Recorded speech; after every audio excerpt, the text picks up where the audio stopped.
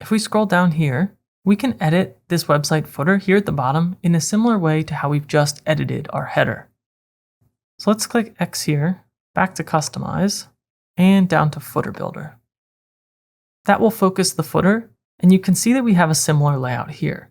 Let's open this copyright, and we're going to fix the year value. So over here, instead of 2022, I'll remove this. I'll type a left bracket and current underscore year and close with a right bracket.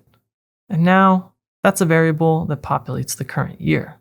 Now that that's fixed, let's change our logo to match the header. I'll click this pen icon. I'll say got it here. I'll click replace on the logo, and then I'll open Media Library. I'll select my logo like I've done before. Click select.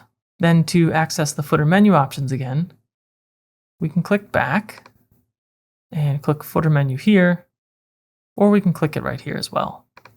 We have options to change these pages to inline, which is what is shown now, or stack.